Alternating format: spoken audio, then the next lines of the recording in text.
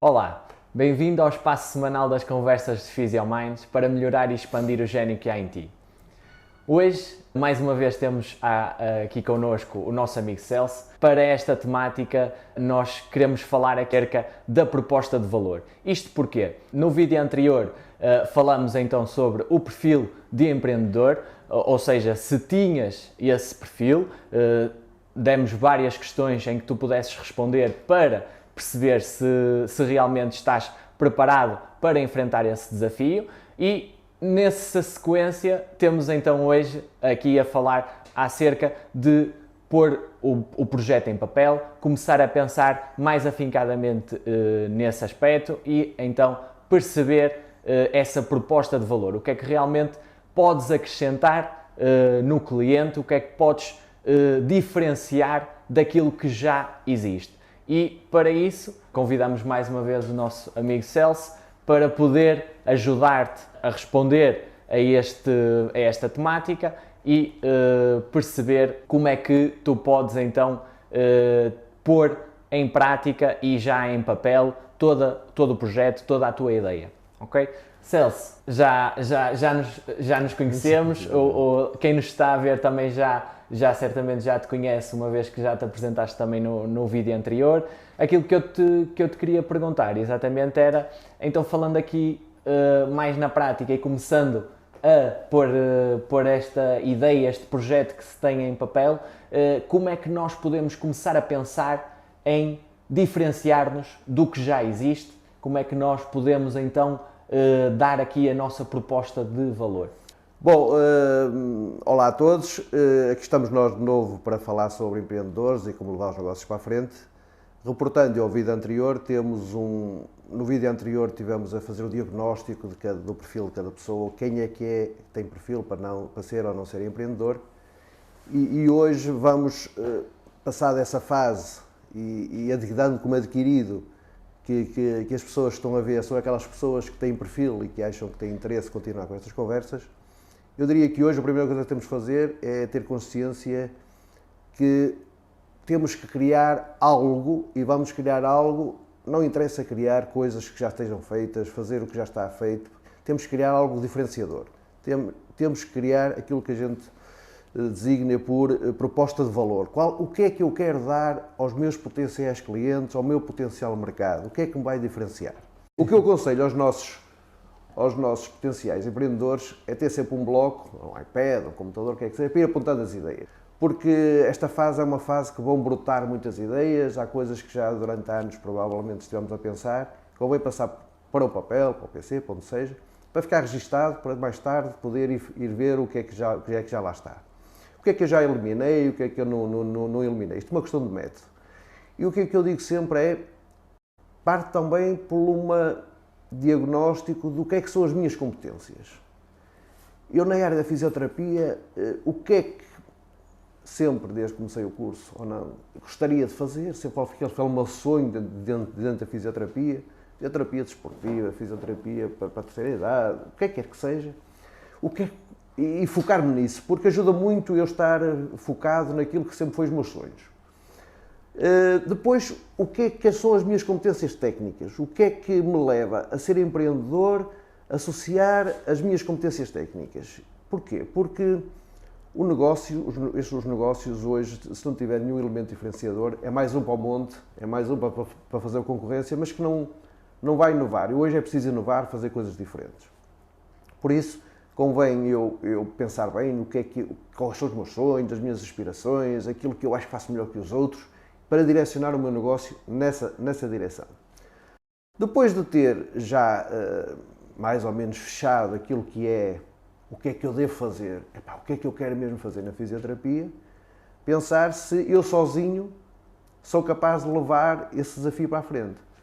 Sozinho do ponto de vista técnico, do ponto de vista de trazer mais clientes, do ponto de vista de relacionamento com a sociedade, do ponto de vista financeiro, o que é que eu sozinho vejo-me com força, com capacidade, com recursos para levar esse desafio para a frente.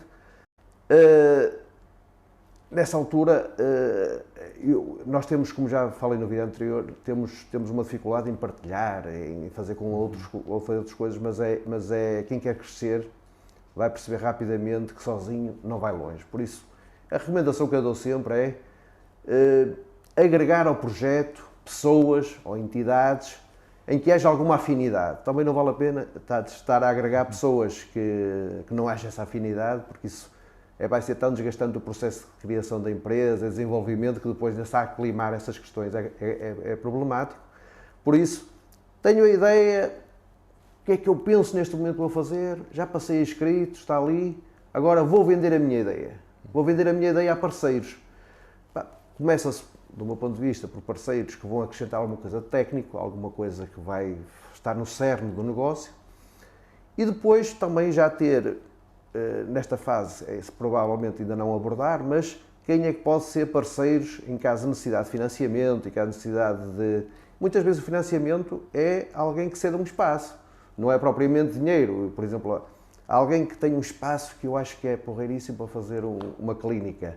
Aquela pessoa pode ser meu sócio, mas não dá aquele dinheiro. Só o facto de eu não estar a pagar renda ou fazer-me um desconto de taramento naquele espaço já passa a ser um parceiro.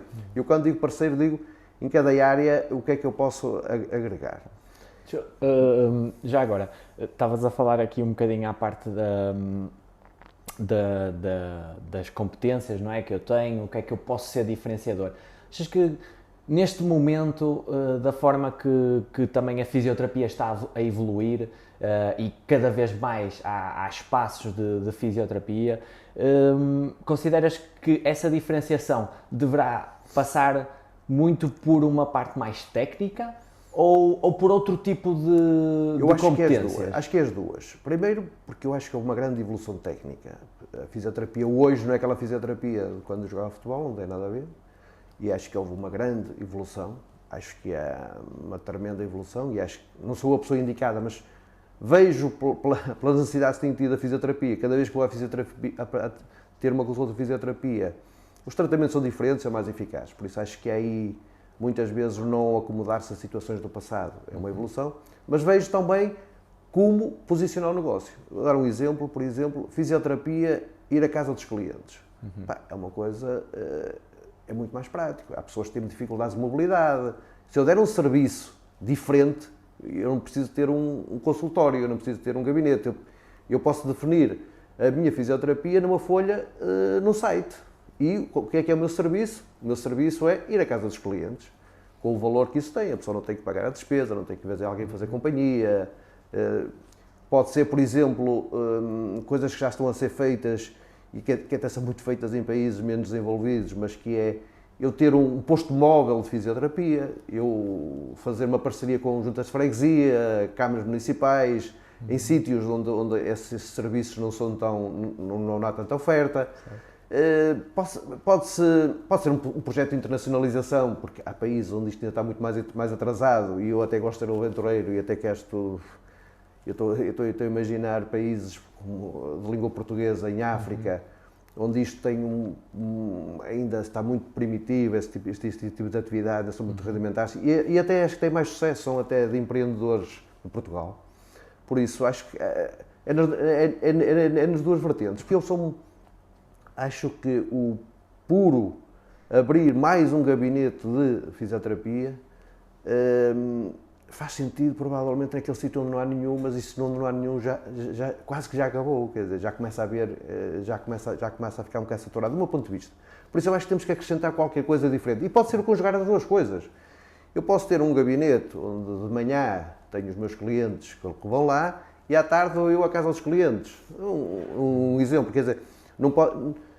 Os negócios, ou nos dias de hoje temos que ter a mente aberta e estar aberto a fazer várias coisas que até hoje não foram testadas.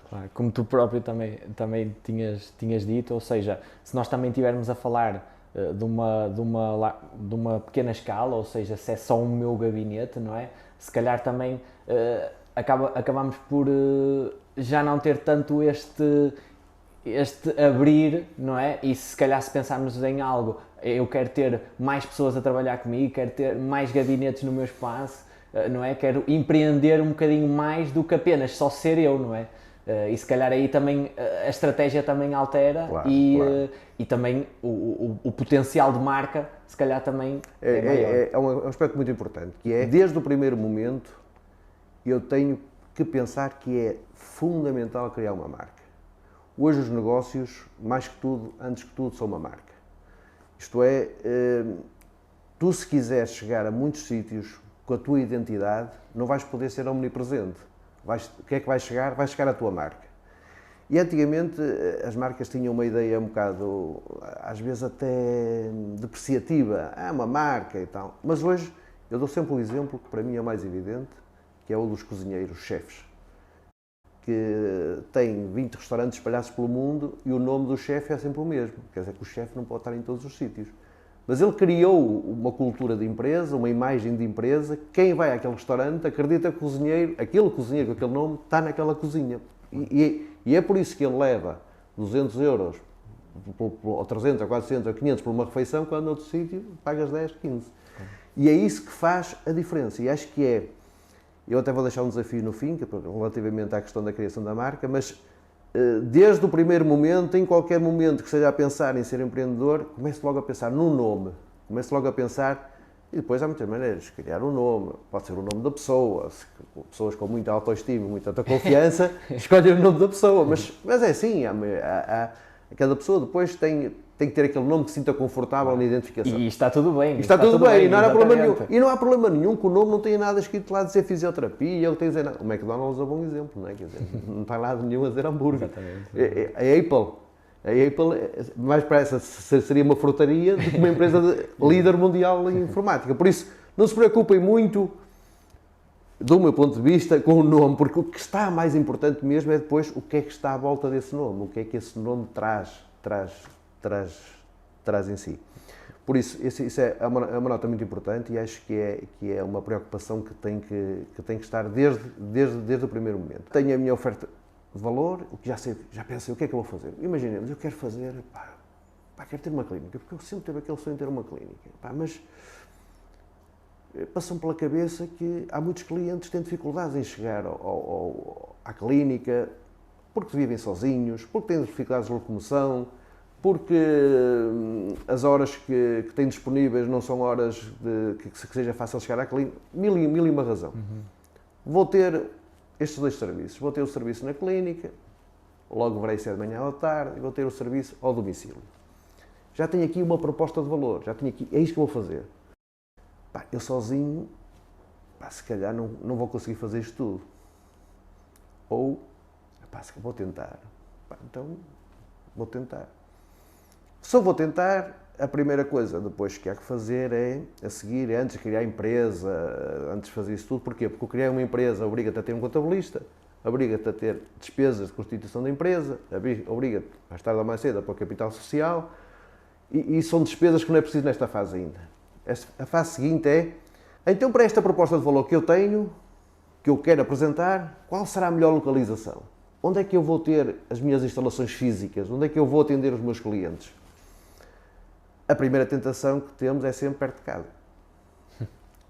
Porque é uma questão de comodidade, é uma questão de conforto, é uma questão de menos despesas, normalmente porque não há despesas de transporte, eu demoro menos tempo a chegar, mas o ser perto de casa, com grandíssima probabilidade, é um grande erro. Porque tinha que ser o acaso, e os negócios não podem ser deixados ao acaso, não é? E perto de casa ser o sítio ideal, ou porque é mesmo, porque eu já há muitos anos vi que falta mesmo ali, ou é um acaso. Por isso, a seguir, já sei o que é que quero fazer, tenho que pensar, então, aonde é que eu vou fazer isto? E a localização é muito importante. Os americanos, muito à frente em tudo o que é gestão de negócio e empreendedorismo, dizem sempre que o negócio que obriga a instalações físicas tem sempre... A primeira prioridade que a pessoa tem que pensar é a localização, location. Depois a segunda é location, depois a terceira location.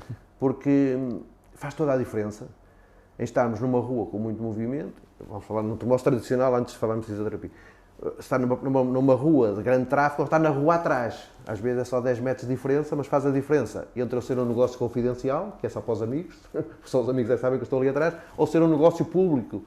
Por isso, é muito importante a localização. Mas achas que, por exemplo, Porque o que acontece atualmente e cada vez mais, nós trabalhamos muito por referenciação. Ou seja, as pessoas que vêm ter connosco acabam por gostar do nosso trabalho e acabam por referenciar e trazer mais pessoas com elas. E aí a localização continua a ter um peso importante. É na fase de arranque, não é? Porque se tu arrancas e já trabalhas num gabinete de fisioterapia, já tens clientes referenciados, já tens um histórico, a situação é diferente. Okay. Aí estamos a falar daquele empreendedor que acha que pode fazer melhor que o patrão e que vai ganhar mais que o patrão, e muito bem, e legitimamente, então toma as rédeas da sua vida ele próprio, e aí é por isso que eu digo que ser empreendedor não é obrigatoriamente aquela pessoa que vai estar a começar tudo do zero. É aquela pessoa que está a trabalhar, muitas vezes é o empreendedor de maior sucesso. Vou-te dar um exemplo que passou comigo. Quando eu comecei a dar explicações e era miúdo, eu comecei a dar na cabo de minha casa. E a seguir passei para a sala e a cabo, depois era um quarto, a sala e a cabo.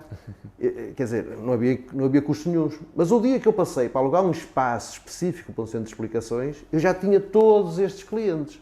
Por isso é aquele empreendedor que eu digo na situação ideal. Porque o empreendedor que começa do zero, que é aquele que acaba o curso e que faz um estágio e a partir daí quer mesmo começar com ele, a localização é muito importante, porque ele não tem todas essas referenciações. Ele tem que ter um sítio que eu possa pôr um cartaz, que se possa distribuir folhetos nas caixas de correio, que se possa pôr um outdoor, para se dar a conhecer.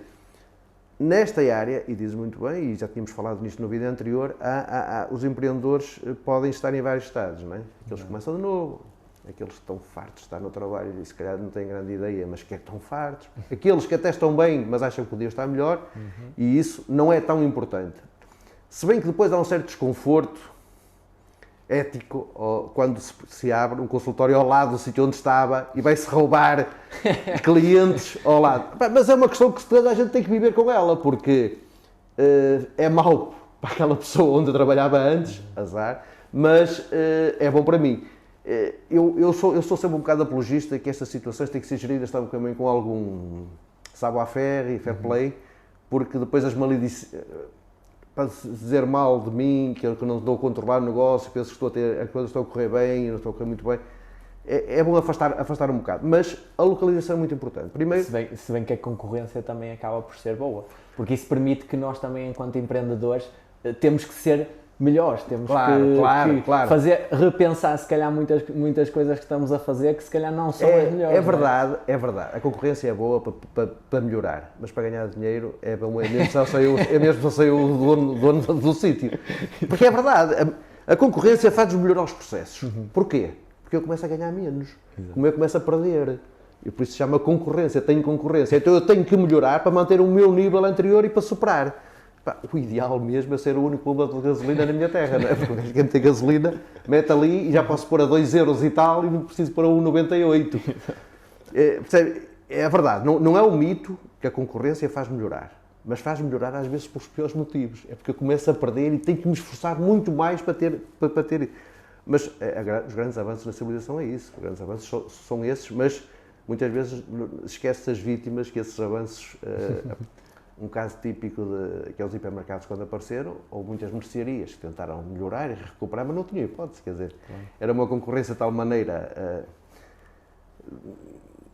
poderosa. Hoje, as mercearias passados 40 anos ou 30 anos dos primeiros hipermercados estão de moda, e as lojas de bairro, mas aqueles que morreram nestes 30 anos e deixaram de perder os negócios é muito grande. Por isso, eu acho que é muito bom. Aliás, o caso dos restaurantes é o caso paradigmático, que é tu vais a algumas zonas que porta assim ao restaurante, porque isso cria uma direção de clientes para aquele local. Eu estou em Matosinhos, quero ir almoçar, vou ali abaixo, à zona Matosinhos Sul, sei que tem lá 300 restaurantes, mas 40 ou 50 tenho. Sim. E se um estiver cheio e tiver fila e o peixe ali não está, tem outro lado, tem outro lado. Mas a fisioterapia não sei bem se é assim, acho que não é, mas temos de estar sempre preparados, porque há de haver sempre um dia que há de vir um tubarão que tem 500 clínicas no mundo e que há de se achar piada e pôr ao lado do meu. Claro. Por isso é que é muito importante o início da conversa, que é a minha diferenciação. O que é que eu posso fazer diferente? Vou-te dar outro exemplo, as óticas. As óticas durante muitos e muitos anos foi um grande negócio. Até o dia em que apareceu a Wells e começou a vender muito barato. E eles tiveram que fazer diferenciação, coisas diferentes, porque senão fechavam. As farmácias. As farmácias durante anos e anos foi um grande negócio. Com a limitação de preço máximo dos medicamentos. Com parafarmácias a aparecerem e a vender todos aqueles medicamentos que não precisavam de receita, que era um grande volume e melhores localizações. Porque uma coisa é estás na porta do hipermercado, passa todos os dias milhares de pessoas que vão para comprar, outra coisa é estás numa rua que tens que decidir ir àquela rua comprar. Claro. Por isso é que eu falo muito da questão da localização. Por exemplo, há um serviço que não correu muito bem, uma empresa que não correu muito bem no início, mas que beneficiou de uma grande localização e sem nome nenhum e sem referenciação nenhuma, que é a Smile Up, nos centros comerciais. A Smile Up tu não conheces nenhum médico, dentista, não conheces nenhum. Mas em muitos sítios funcionou. Porquê? Porque ias ao centro comercial, era fácil de estacionar, não pagavas o parque, estava logo ali, havia logo ali o atendimento. A localização é muito importante. Voltando à questão então de hoje, é muito importante pensar que a localização física é tão importante como é que eu vou comunicar o meu negócio. Hoje, redes sociais, tudo que está à volta do que é eu comunicar online com os meus clientes é muito importante e tira um peso que antes havia na localização ainda significativo, porque eu, se for muito bom a comunicar na net e muito bom a comunicar com os CRMs com os meus clientes, com os meus utentes, eu não preciso ter uma localização tão boa. Eu até posso não ter localização nenhuma se for para um serviço a casa, se for um serviço diferente. Mas nunca esquecer que uma localização é muito importante. Depois há sempre aquela pergunta que é, está bem, mas as localizações são caras, essas localizações são muito caras. Se são caras e são poucas, é porque alguma coisa tem aquele valor, quer dizer, ou eu estou a ser muito enganado, ou uma localização que me parece cara, provavelmente pode não ser para o meu negócio, pode não responder ao meu negócio. Por isso, é muito importante eu de seguida pedir ajuda a alguém, ou eu próprio, se tiver competências para isso, para fazer um estudo económico ou financeiro. O que é isto? É a diferença é eu meter-me no negócio sem saber o que é que estou a fazer, ou eu meter-me no negócio com alguma expectativa. Porque nada do que eu vou fazer naquelas contas vai acontecer. Nada do que... Isto posso garantir-vos. Nada do que vai acontecer numa folha de Excel do meu estudo económico ou financeiro depois vai ser verdade. Já lancei bastantes negócios e não houve nenhum. E não foi por competência ou incompetência de quem os fez, porque eram pessoas com provas dadas, muitos fui eu que fiz, mas a realidade é sempre mais dolorosa que uma folha de Excel. Por isso, o que eu aconselho vivamente é não façam que a folha de Excel dê resultados bons só para eu ficar satisfeito e para achar que é um grande negócio. Façam sempre o contrário, que é aumentem as despesas e reduzam as receitas. Façam sempre isso, porque é isso que vai acontecer na vida real. Não houve nenhum negócio até agora que eu tivesse sido surpreendido ao contrário, que é, afinal, as receitas foram muito superiores. Exato. E as despesas foram muito inferiores, porque vai haver sempre aumentos que não estávamos à espera, despesas que não estávamos à espera, pessoal superior àquilo que a gente esperava que fosse acontecer, impostos que vão subir, eletricidade que vai subir, vai haver sempre coisas. E as receitas, nós somos empreendedores, somos muito otimistas. Os empreendedores são sempre muito otimistas. Também, se não forem otimistas, não se metem nesta doideira que é empreender. Por isso, são muito otimistas e muito autoconfiantes. Por isso, acham sempre que as receitas vão ser sempre aquilo que eles gostavam que fosse. Por isso, primeiro, aconselho vivamente que peçam a alguém, um profissional, para fazer um estudo de viabilidade económica financeira. Porque um profissional vai estar fora desta emoção de que é criar um negócio, porque ele vai cobrar na mesma. E prefere que a pessoa não faça, pagou e não faça, do que fazer, pagou e ainda por cima correu mal. Por isso, peçam a alguém que faça isso. Depois, há nuances do ponto de vista de eficiência fiscal, de eficiência de pagamentos, uma série de coisas que é muito importante, quem já fez muitos destes projetos, poder-los fazê-los profissionalmente. E depois tirar a carga emocional, que é, vai-se ver o que é, vou-vos dar um exemplo, que é, hoje, nos projetos de turismo, uma das referências que se faz, uma coisa que é obrigatório fazer, é as taxas de ocupação. Quando tu metes nisso, é porque achas que o negócio é bom, e se tu puseres numa folha das taxas de ocupação mês a mês, e fores depois ver a realidade, vais ver que a tua expectativa é muito superior à realidade. Por isso é que quem analisa os projetos vai ver as estatísticas oficiais. E há meses, em alguns sítios, que a estatística, por exemplo, da ocupação em fevereiro, se não houver Páscoa, se não houver Carnaval, é 0,2% no mês. Quer dizer, que basicamente alguns têm clientes, outros nunca tiveram. E é muito importante ter isto, porque quem vai fazer esse estudo tem referências, preços médios, tem referências de taxas de ocupação e nesta área igualmente taxas de ocupação do gabinete, de cada um, se tiver até mais do que um. E a repetição, e casos de sucesso, casos de insucesso. É muito importante fazer. Depois, a taxa de progressão e de crescimento, ou é mesmo aquele negócio, estava toda a gente à espera, ou não vai ser naquele ritmo que a gente também vai pôr. Muita prudência na taxa de incremento de receitas. Porque há sempre uma tendência enorme de, isto vai começar a correr bem, depois no mês seguinte é o dobro, ou no semestre seguinte é o dobro, depois é o triplo, depois isso e aquilo. Muita prudência aí. E ter a capacidade de olhar para o plano de negócio e dizer, isto era muito bonito, mas não vai dar. Eu já cometi erros destes, não é? Por isso é que estou a falar isso à vontade, que é eu achar que o plano que estava ali estava mal feito, não era assim, avancei e perdi. E outros, já numa fase mais avançada da idade, que é melhor não, porque isto efetivamente tem tudo para correr mal e não vale a pena estar aqui a bater contra uma parede. Porque se o plano não dá, o plano pode dar e não funcionar, mas se o plano não dá, vai ser muito difícil depois a gente inverter. Por isso, façam isso. Porquê? Porque estes são passos prévios à tomada de decisão final, que é, muito bem, num plano destes vai ter que estar lá o que é que eu vou precisar de recursos financeiros, o que é que eu vou precisar de alocar a este projeto dinheiro. Isto depois, eu já tenho a minha proposta de valor, que é o que eu quero fazer, já acho mais ou menos onde é que vai ser.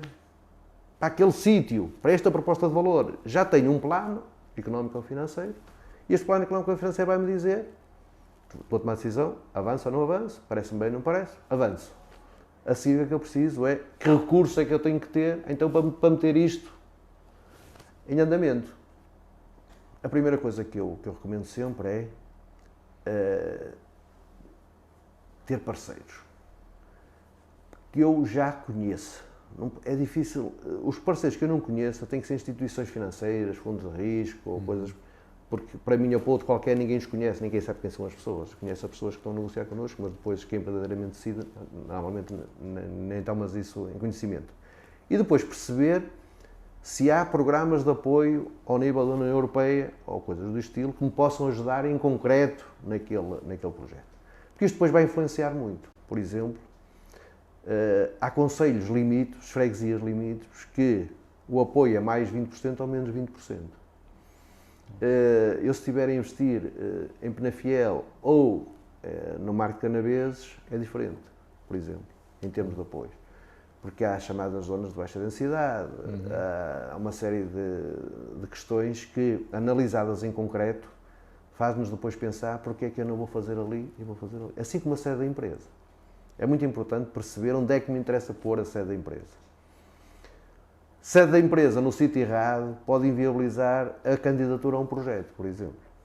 Por isso, analisar as candidaturas, falar com possíveis sócios, que podem ser fisioterapeutas, ou podem ser o dono do espaço, ou podem ser um tipo que tem carros para eu ir, pode ser um tipo que é de uma empresa de marketing e que faz umas páginas, uns sites porreiríssimos, pode ser alguém que gera redes sociais, porque todos estes podem ser parceiros. E se eu conseguir vender o meu negócio, toda a gente quer ganhar dinheiro. E se já tem aquele negócio e aquele know-how e podem acrescentar 10, 15, 20% numa participação no negócio, em troca daquilo que ele já faz, para mim é importantíssimo e para ele é bom porque vai ganhar sem acrescentar muito mais, tem aqueles recursos que pode alocar ali. Por isso é importante encontrar parceiros e muitas vezes os parceiros mais importantes nem são aqueles que metem dinheiro, nem são aqueles que metem, são aqueles que têm também interesse que a coisa ande. E recursos. Isso é verdadeiramente importante porque às vezes ficamos um bocadinho limitados só a quem é que me pode ajudar com eles? É só as instituições bancárias ou algo assim, realmente temos aqui um leque de coisas, abrir mesmo. Eu vou-te dar um exemplo meu em concreto. Por exemplo, num espaço, num projeto de alojamento, não é alojamento local, é casa de campo, nos Açores, nós temos o projeto. Qual é o nosso projeto? Temos exemplos de pessoas que têm as mesmas situações, achamos que aquilo tem potencial. Nos Açores, para este tipo de projetos, tu não precisas de comprar o espaço. Tu tens que ter o compromisso da pessoa que te vai vender, que se o projeto for aprovado, tu vais comprar esse espaço. E já podes concorrer. Por isso, tu não precisas de investir nada nessa fase. Tu não precisas ter empresa. Tu tens é que te comprometer, que se o projeto for avante, for aprovado, tu vais criar a empresa. Também não vale a pena estás a criar a empresa e a gastar dinheiro. Tu tens uns apoios para a compra do espaço que, se já o tiveres comprado, já não vais ter. Por isso é muito importante ler antes e informar-se com quem percebe disto, que apoios é que eu posso ter. Por exemplo, há muitos projetos que ao fim de 6 meses, já estiverem a ser implementados, já não podem ser apoiados. Porque não consideram isso. Consideram que o projeto só se vai dar início após a aprovação do apoio. Por isso é muito importante ler estes apoios. Não se perde nada em falar com o nosso banco, informalmente, falar nosso gerente de conta, que um dia vamos falar com ele para lhe apresentar um projeto, porque convém que ele comece a ficar a pensar na cabeça dele, porque em dado momento os bancos também têm linhas de apoio, muitas vezes garantidas por fundos em que o próprio banco corre muito pouco risco. E muitas vezes, por incrível que pareça, os bancos não conseguem esgotar esse dinheiro todo, mas por falta de projetos, por falta de bons projetos, não é? Por isso, é bom perceber se aos fundos de garantia que nos dizem que o banco empresta 100, mas o fundo de garantia garante 80%, por isso eles só cobram 20% de desconto. E eles têm muito esse tipo de fundos. Mas nós nem sabemos e às vezes, por uma inibição, nem falamos quando eles estão à espera que a gente fale. Por isso, não há medo, informalmente. E depois, se tiver um avô ou uma avó, ou um padrinho que gosta muito de nós e pode ajudar, isso seria sempre aquele sonho em sonhos. Bom, então, em resumo, o vídeo de hoje, os grandes objetivos são estes, que é qual é a proposta de valor que eu tenho, já tenho definido ou não tenho, e tenho que a definir. De seguida, perceber onde é que eu me vou instalar, que tipo de instalação eu necessito, aonde é que vai ficar, se é física, se não é física, se é um misto de física e virtual. E terceiro, solicitar um estudo económico ou financeiro para aquela localização e para aquela proposta de valor. E depois, no fim, tomar a decisão, porque muitas vezes a proposta de valor pode ter ali coisas que, se forem incrementadas, vai alterar muito o estudo económico ou financeiro. Imaginemos que eu decido abrir 5 dias por semana, mas se abrisse 6, já mudava tudo.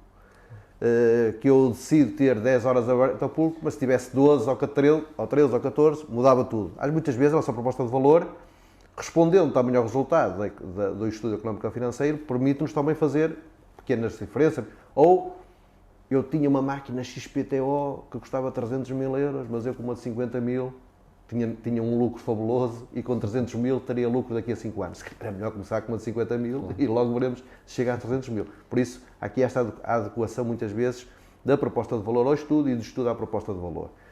Tendo estes 3 componentes, estamos em condições de avançar, dizer, então agora já sei o que é que quero fazer, aonde é que eu quero fazer, isto parece que vai dar lucro, parece que é um bom negócio, vamos passar à fase seguinte e deixaria isso para o próximo Exatamente, vídeo. exatamente. Como é que vamos então Como é que avançar para a começamos? próxima fase? Exatamente, como é que começamos então a avançar? A mão na massa, E mas no terreno. Exatamente. Mas no terreno. E até para podermos alinhar também outras coisas que se calhar no papel parecem um bocadinho mais abstratas e depois começar mesmo a pôr as coisas em funcionamento. Exatamente.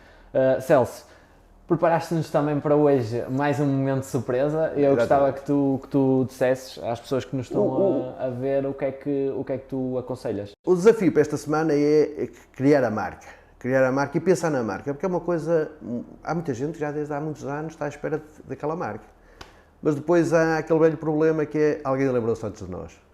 Por isso, o que é que eu recomendo muito, que é apontem no papel as vossas ideias e partilhem com os vossos amigos, com os vossos conhecidos. Porquê? Porque muitas vezes nós achamos uma grande marca, mas somos só nós que achamos. Mas como é que já mais gente achem o nome, gostem do nome?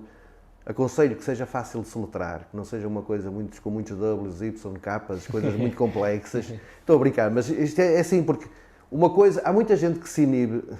Leroy Merlin ou Leroy Merlin. Para aqui em Portugal toda a gente dizem as duas coisas, IKEA ou IKEA, é igual. Mas a nossa marca não vai ser tão conhecida como estas. Por isso, com um erro a dizer a marca pode ser um erro total no negócio. Por isso, escrevam, ponham no papel, depois com os vossos amigos, com os vossos familiares, com os vossos conhecidos, com os vossos...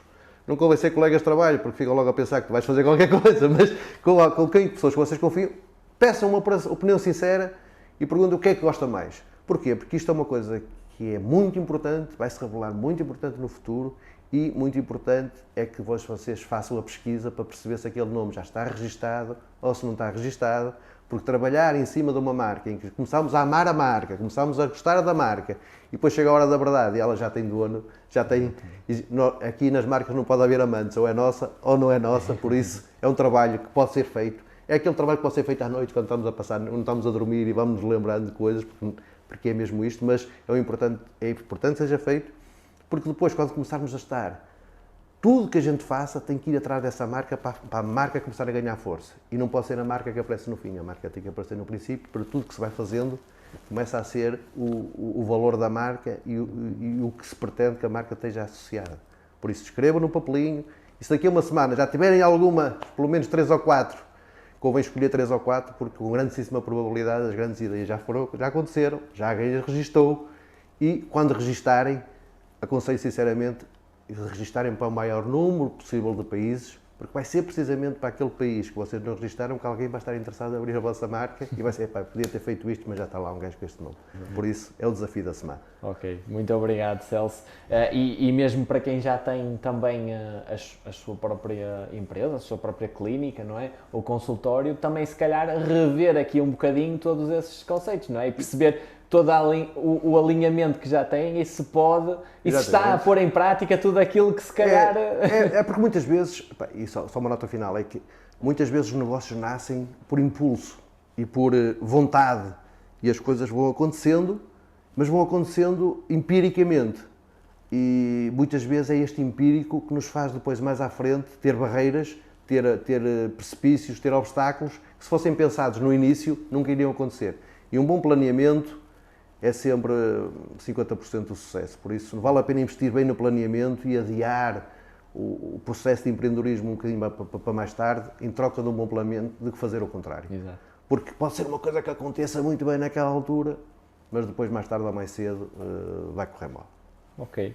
Obrigado, Celso, mais uma vez por nos ajudares a perceber esta temática, conseguirmos fazer aqui já a ponte também de algo que já falamos em outros vídeos, a parte do empreendedorismo e, portanto, continuar e perceber como é que eu posso pôr na prática as coisas. Por isso, obrigado mais uma vez por este momento.